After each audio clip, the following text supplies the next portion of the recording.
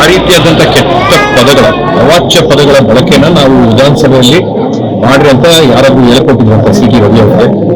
ಎಂತ ಪವಿತ್ರವಾದಂತಹ ಸ್ಥಳದಲ್ಲಿ ಯಾವ ರೀತಿಯಾದಂತಹ ಮಾತುಗಳನ್ನ ಇವರು ಆಡ್ತಾ ಇದ್ದಾರೆ ಅನ್ನೋದು ಗಮನ ಇದೆಯಾ? ಇವತ್ತು ಮೋದಿ ಅವರು ಒಂದ್ ಕಡೆ ಅವ್ರ ಸರ್ಕಾರದಲ್ಲಿ ಬೇಟಿ ಬಚಾವ್ ಬೇಟಿ ಪಡಾವ್ ಅಂತ ಹೇಳಿ ಹೆಣ್ಮಕ್ಳನ್ನ ನಾವು ಆದ್ಯತೆ ಕೊಡ್ತೀವಿ ಅಂತ ಹೇಳಿ ಅವರ ಪಕ್ಷದ ಹಿರಿಯ ಮುಖಂಡರು ಮಾಜಿ ಸಚಿವರು ಹೆಣ್ಮಕ್ಳ ಮೇಲೆ ಈ ರೀತಿಯಾದಂತಹ ಪದ ಬಳಕೆ ಮಾಡುವಂಥದ್ದು ಯಾವ ಮಟ್ಟಕ್ಕೆ ಸೂಕ್ತ ಅಂತ ಹೇಳಿ ಆತ್ಮವಲೋಕನ ಮಾಡಬೇಕು. ಷಡ್ಯಂತ್ರ ಮಾಡೋದಕ್ಕೋಸ್ಕರ ನಾವು ಹೇಳ್ಕೊಟ್ಟಿದ್ವಂತ ಈ ಮಾತುಗಳನ್ನ ಆಡಿ ಅಂತ ಹೇಳಿ ಅವ್ರಿಗೆ. ಒಂದ್ ಕಡೆ ಭಾರತ್ ಮಾತಾ ಕಿ ಜೈ ಅನ್ನುವಂಥದ್ದು, ಇನ್ನೊಂದ್ ಕಡೆ ಈ ರೀತಿಯಾದಂತಹ ಪದ ಬಳಕೆಗಳನ್ನ ವಿಧಾನಸೌಧ ಒಳಗಡೆ ಮಾಡುವಂಥದ್ದು. ಇದು ಯಾವ ಮಟ್ಟಕ್ಕೆ ಸರಿ? ಇದು ಯಾರಿಗೂ ಕೂಡ ಶೋಭೆ ತರಂತದ್ದಲ್ಲ.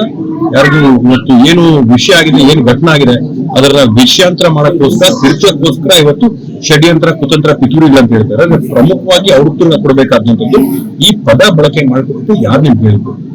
ಆ ರೀತಿಯಾದಂತಹ ಚರ್ಚೆಗಳನ್ನ ನೀವು ಪವಿತ್ರವಾದಂತಹ ವಿಧಾನಸೌಧದಲ್ಲಿ ಯಾಕೆ ತರ್ತೀರಾ?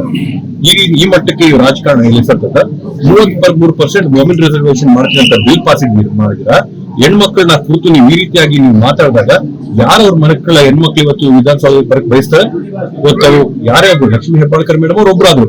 ಇವತ್ತು ಹೆಣ್ಮಕ್ಳಿಗೆ ಅವ್ರಿಗೆ ಮಕ್ಕಳಿಲ್ವಾ, ಅಣ್ಣ ತಮ್ಮಂದ್ರಿಲ್ಲ, ಅತ್ತೆ ಮಾವನಿಲ್ಲ, ತಂದೆ ತಾಯಿಗಳಿಲ್ವಾ? ಈ ರೀತಿಯಾದಂತಹ ಪದಗಳನ್ನ ಕೇಳಿಸ್ಕೊಂಡು ಅವ್ರ ಕುಟುಂಬ ಇದ್ದಾಗ ಯಾವ ರೀತಿಯಾದ ಭಾವನೆಗಳಾಗ್ತಾರೆ ಅವ್ರಿಗೆ ಯಾವ ರೀತಿಯಾದಂತ ನೋವಾಗುತ್ತೆ? ಸಮಾಜದಲ್ಲಿ ಯಾವ ತರ ಅವ್ರು ತಲೆ ಎತ್ಕೊಂಡು ಓಡಾಡೋಕ್ಕಾಗುತ್ತೆ? ಏನ್ ಈ ತರ ಮಾತುಗಳು? ಸಭ್ಯತೆ ಎಲ್ರಿ ಇದೆ? ಇವ್ರನ್ನ ತಗೊಂಡು ಇವಾಗ ತಿರ್ಚಕ್ಕೋಸ್ಕರ ವಿಷಯಾಂತರ ಮಾಡಕ್ಕೋಸ್ಕರ ಷಡ್ಯಂತ್ರ ಪಿತೂರಿ ಅಂತ ಮಾತಾಡ್ತಾರೆ. ಮೊದಲು ನೀವು ಕ್ಷಮೆ ಯಾಚಿಸಿ, ಆಮೇಲೆ ಮುಂದಕ್ಕೆ ಏನ್ ಬೇಕಾದ್ರೆ ಮಾತ್ರ. ಮೊದಲನೇದಾಗಿ ಬರೀ ಲಕ್ಷ್ಮೀ ಹೆಬ್ಬಾಳ್ಕರ್ ಮೇಡಮ್ ಮುಂದೆ ಎಲ್ಲ ಈ ಕರ್ನಾಟಕ ರಾಜ್ಯದಲ್ಲಿ ಇರ್ತಕ್ಕಂಥ 3.5 ಕೋಟಿ ಹೆಣ್ಮಕ್ಳಿಗೆ ಅವರು ಇವತ್ತು ಕ್ಷಮೆ ಯಾಚಿಸಬೇಕು. ಇನ್ನೇನೇ ಚರ್ಚೆ ಆಗ್ಲಿ ಆ ಒಂದು ಕ್ಷಮೆ ಯಾಚನೆ ಆದ್ಮೇಲೆ ಚರ್ಚೆ.